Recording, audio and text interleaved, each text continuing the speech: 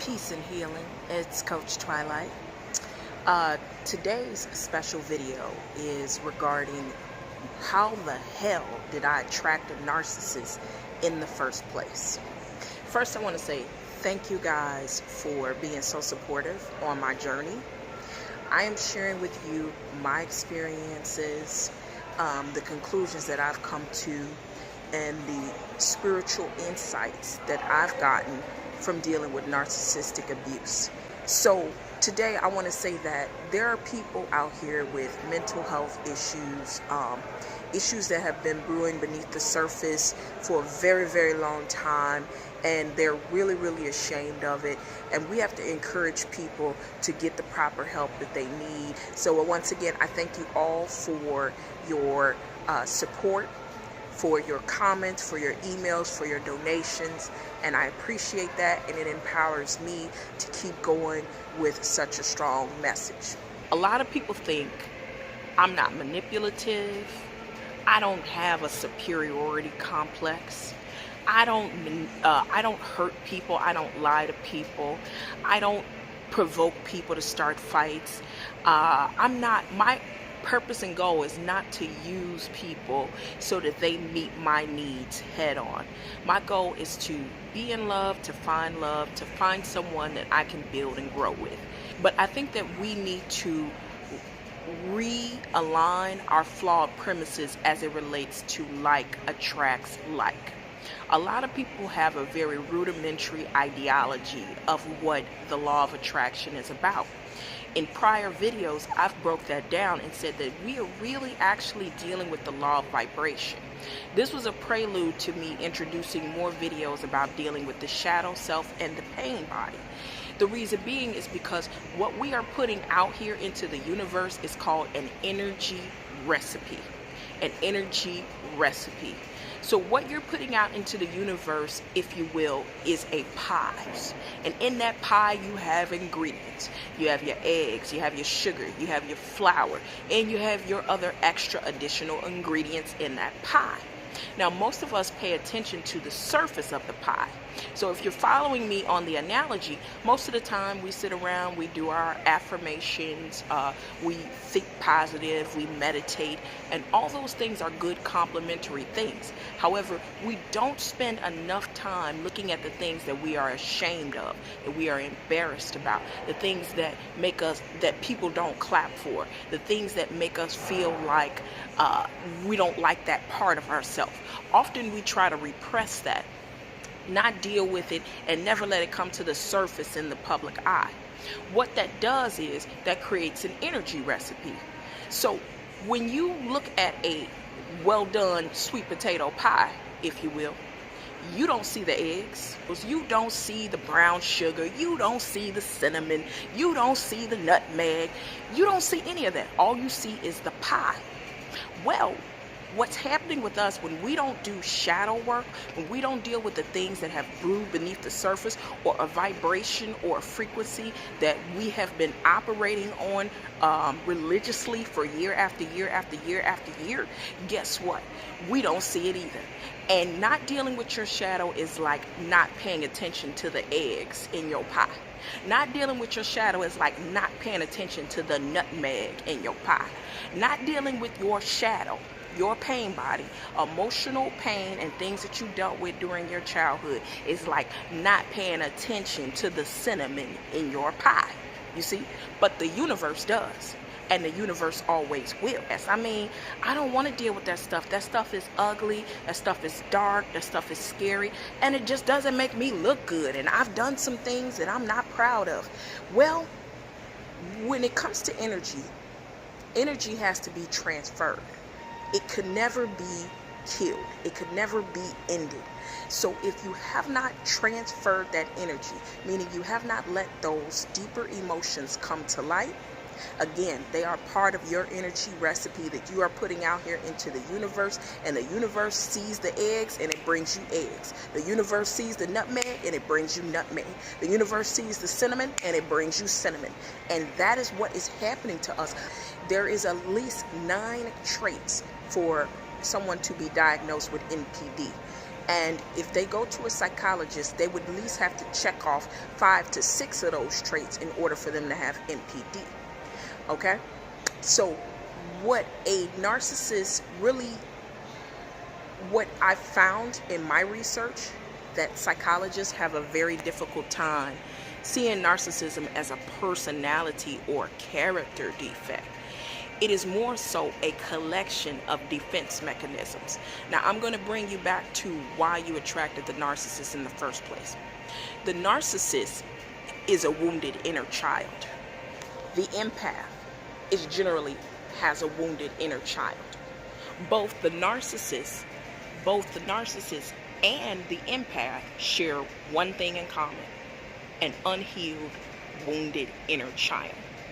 But when the narcissist was wounded, the way that they responded to it was to go and be in war mode. They said, I'm never going through this situation again. I will never, ever, ever be at the mercy of another person in this way again. Their true self felt like it was coming close to total annihilation. Now, for the person who may be the empath and secretly a codependent caretaker, when they were wounded, their response was, I will never want to see another person go through what I go through. So you see the polarities? Both of them wounded inner child. But guess what happened? The narcissist says, I'm never going to go through this again. And the codependent caretaker or the empath goes into the mode of, I will never, ever, ever want to see someone hurt the way that I was hurt. If we go a little further, I said that the false self was like an alter ego. It becomes an alter ego because thought forms and you continuously engaging in a specific vibration creates an energy, an entity. When you are continuously engaging in a specific thought, you attract beings who are in the non-physical. So if your thought process, and assuming that your energy recipe was truly all authentic and spiritually in tune with higher vibrations, you would attract ascended masters to you. You would attract higher level beings to you, beings of goodness, beings of love, and they would be able to, through your thought energy and connection with them, send to you higher vibrational thoughts. That is what higher consciousness is. We are connecting with other beings from other planes of existence all the time. Okay, it's with our thoughts and with the frequency of our emotions. Okay, so even with that, when you are raising your consciousness and you are thinking on higher frequencies, you are attracting light beings into your experience, your ancestors, and so forth. When you are actually continuously engaging in a defense mechanism, when you are continuously on that fear of annihilation frequency, you are attracting lower dimensional beings. You are attracting what they call demons, archons, so on and so forth. And they are the ones who are very, very much so heinous. And once they connect to you, they don't want to let go. They don't care about your free will. They don't care how you want to be a better person. They will destroy your life because the way that they feed is through a parasitic process. They're not just downloading messages into your experience. They're sucking energy from you and keeping you thinking along the lines that they need you to think on so that they can continue to live and host you as a body.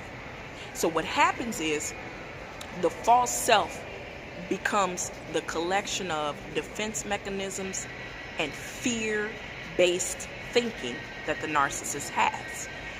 They don't have a personality.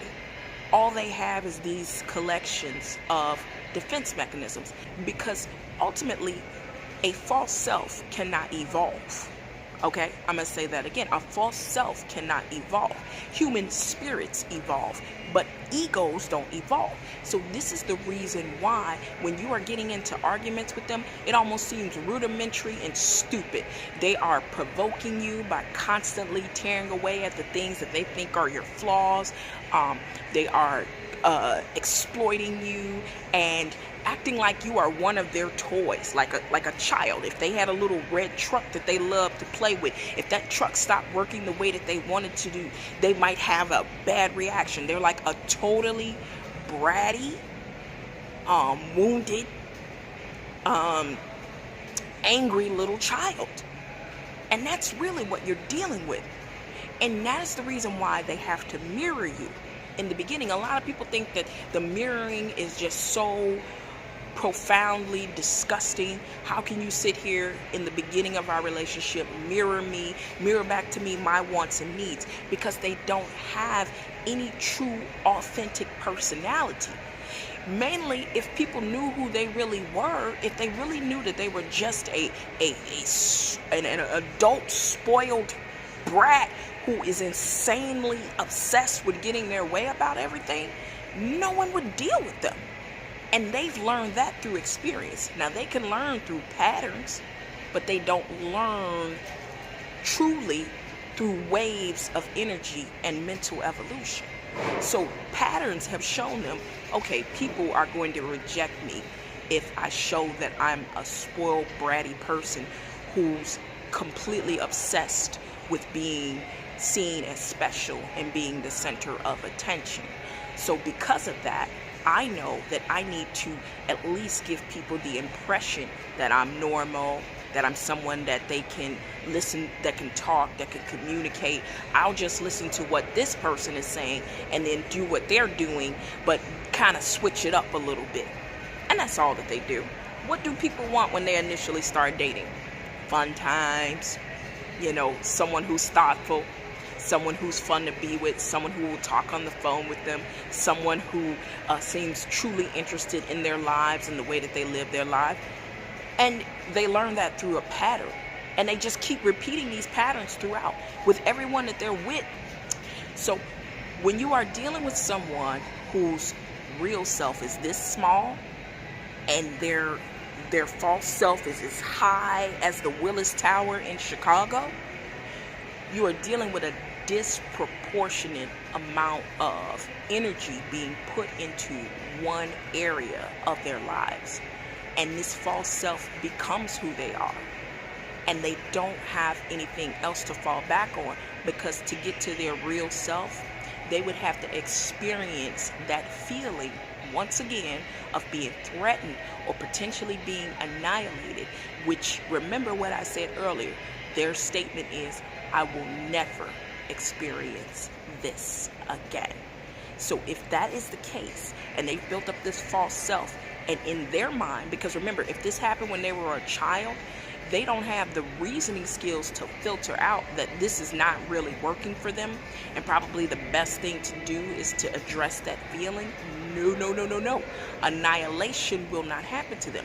As far as they're concerned, even though the false self has screwed up so many things in their life, potentially, this false self is going to go onward and onward, and they're eventually going to find the right idiots to go along with their program. Now, if you're not aware of what a codependent caretaker is, essentially, it is just someone who gets kind of a high off of helping other people needing them, trying to see people and push them to be the best version of themselves. That's what a codependent caretaker is. And often, that is the sign that you are a parentalized inner child. What is a parentalized inner child? That's when, you kind of see a deficit in the parenting gap. You could have been someone that was born of a single parent, or someone whose father or mother checked out and was on alcohol and drugs, and you felt like you needed to take care of your siblings, or you had one really nice parent and one really abusive parent, or one really passive parent and one really abusive parent, okay? And so you picked up the slack where you felt your parents lacked at. Because of that, your inner child is not really much of a child at all. It's a child trying to respond to the world where there is a hole in the world for emotional maturity. So you may not have grew up in a household where there was a lot of emotional maturity depicted. Because you grew up in a household where there wasn't a lot of emotional maturity depicted, you felt like you, as a child yourself, would pick up the slack and take on ownership of things that you felt there was a deficit for in your house, okay? The narcissist adversely went through something probably extremely troubling. 9 times out of 10, some sort of sexual abuse. And I'm actually going to talk a little bit about that later on in the video. You want to stay tuned for that. And ultimately, when they went through this particular situation, because they felt that their being was going towards total annihilation, and they felt like they could not ever deal with this type of pain again, their whole world is built on this fear of annihilation. They are running from the feeling of ever having to be threatened ever again.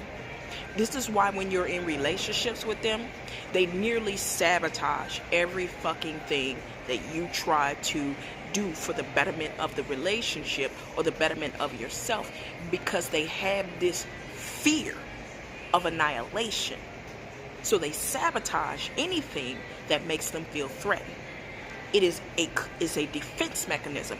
It's a response. So after you have collectively engaged in thought patterns of continuing to have a defense mechanism of, well, you can't hurt me, well, you can't take advantage of me, well, you can't do this to me, you start to almost become insidiously predatory. You understand what I'm saying? They become insidiously predatory, meaning that when they get into these relationships, they're not thinking about how to build a healthy, loving relationship. They're thinking about, how can I best utilize this person so that I can force them to meet the needs that I have? Because this world is an ugly place. It has been proven to me, and I must protect myself at all costs. So I need to know if this person can be a part of my perspective of life, my perception of life. It's almost like they force you to be what they want you to be. They need to be in control. Otherwise, they feel threatened when they're not in control. Another thing is, that's why they gaslight you. If you really understand that they're a collection of defense mechanisms, gaslighting you and distorting your reality, they are not necessarily thinking, once I gaslight this person, they're not going to believe what they're saying. No. What they're doing is they're not allowing you to have control over them. See, this annihilation feeling that they have, if they give anyone any kind of power, any kind of authority, any kind of control over them, they could potentially be put in a dangerous situation, whereas they could get hurt again. They could be in that space where they feel like they could be totally threatened. This is why they seek to eliminate all threats around them. That's why you see them being jealous, and you're like, how the fuck are you jealous of Jeff Bezos? Like, you're a mechanic. You and Jeff Bezos are not even in the same hemisphere. And I'm not trying to be a snob, because obviously a mechanic can work his way up and own a bunch of shops. But I'm just saying, at the end of the day, when we're dealing with just the reality of things, that's not your competition. Maybe Joe's shop down the street is your competition, but Jeff Bezos, he's absolutely not your competition. You know, but Jeff Bezos is the most special. He's getting the most attention. He's one of the richest men out here. That's where they want to be, because they have this deep-seated need to feel special. Now, don't get it twisted. An empath does too, because if you're an empath, 9 out of 10, you're an introvert.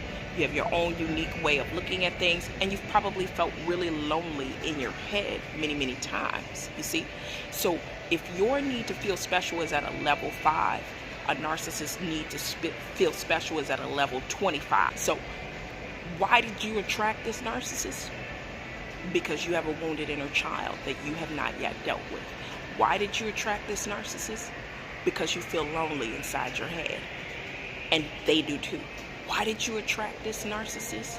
because you love taking care of people, and narcissists love being taken care of. I was watching this video on YouTube about RKelly, and you know, he's been a hot topic lately. Everybody's been talking about him. And I'm a Chicago native, so I remember in the 90s when these things were going on. I also remember in the 90s how my neighborhoods were.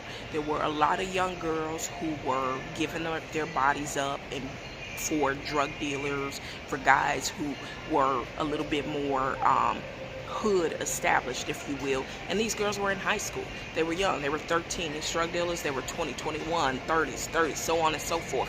It was pretty typical of that area. Well, it was pretty typical of like hood politics, if you will. That's something that society at large is not going to understand, is hood politics.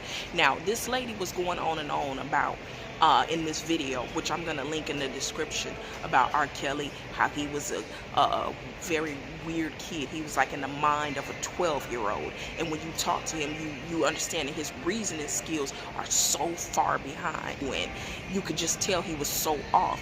And then she got to talking about the sexual abuse he experienced, whereas he was sexually abused continuously, repeatedly by family members, as if he was just an object, a piece of meat. You get what I'm saying?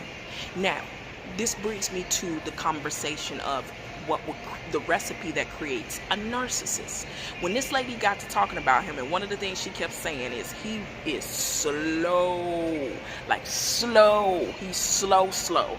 Like she was just kept going on him, but his genius was in his music. But he was very, very, very developmentally behind. Okay? Now, when you think of a narcissist and you think of all of their actions, we tend to think that they are purposefully doing these things, that they are sitting down and contemplating these things and just horrible and they're masterminds. Not at all. You are dealing with children. You are dealing with someone who developmentally did not get past their adolescence or even their pre-adolescence emotionally. And a lot of people, because you can't see inside of a person, we can't make the connection that, oh, emotionally, if you're emotionally, off, then I see you as an adult. You're getting a job, you're driving, you're going to school, you seem to understand the rules of the road. But we don't understand that psychologically and emotionally, whatever happened to that narcissist that makes them feel that feeling of threat and potential annihilation happened to them when they were a child, and they are stuck there. They are reacting to all things with a fear of potential threat. And they have constructed strategies and game plans to mitigate these threats. That's why I call them your love terrorists. Now, one might say, well, can't I love this narcissist to the point where their wounded inner child no longer feels like it's threatened and it can be safe here with me, and I have to talk to you and say to my codependent caretakers that even the energy that you are vibrating from is an energy of a false thought process. It's a flawed premise. You must remember, and you must do the shadow work and go back to the reason why you're so codependent on people and taking care of them and helping them. What has happened to you? What thoughts and what things are you embarrassed of that happened to you in your childhood that caused you to react so strongly that you want to put a blanket over the world and love them? Not saying that the action of trying to love other people is wrong, but from what core reasons is motivating you to move and act in this behavior of constant self-sacrifice? You are still operating in that mindset that got you to the point where you are dealing with being a parentalized inner child, being a codependent caretaker, okay? Yes, you understand that they are very, very weak. Yes, you understand that they are very, very bruised and hurt, but you must understand that will never ever bring this inner self to the surface because of the fear of annihilation. And you, with your promise of love, will not do it for them. When you talk about this in this way, the first thing you're doing is you're triggering them because you're acting like an authority. Even with the love, and if you want to say it all sweet, doesn't matter. You're positioning yourself as an authority over them. That already triggers them. They cannot let anyone or anything appear to be above them. This is why they have this supremacy mindset, and they go through all costs to create this paradigm of them being in control and being in charge, okay? They can't get away from that fear of being annihilated. So they believe that the conclusion they come to is they must be in control at all times. And if they can create a paradigm of control at all times, they will never be put in a super vulnerable situation. I keep emphasizing annihilation because you may have a wounded inner child that's bruised and abused and hurt that needs to be loved and healed up.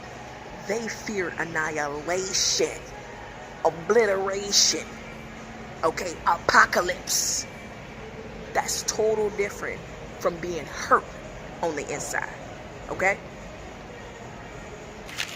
Accept the fact that they've made their choice in life. They've decided that they cannot live in a world where they need to be examined or be vulnerable or even show people who they really are. That's why they put up so many illusions. So if they've made this choice for their lives, one of the first steps that a codependent caretaker has to accept is accept that people have the ability to make the choices for their lives that they see fit.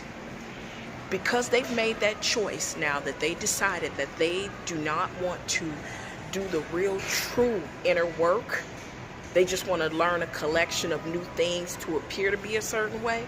Since they've made that decision, now it is important for you to make that decision. This is how you reclaim your power back. And then you deal with the inner pain, fear, and insecurities that is troubling you, that truly is festering beneath the surface. So you need to go ahead and take a look at your eggs, take a look at your cinnamon, take a look at your nutmeg, and see what energy, recipe, and vibrations you are actually sending out into the universe.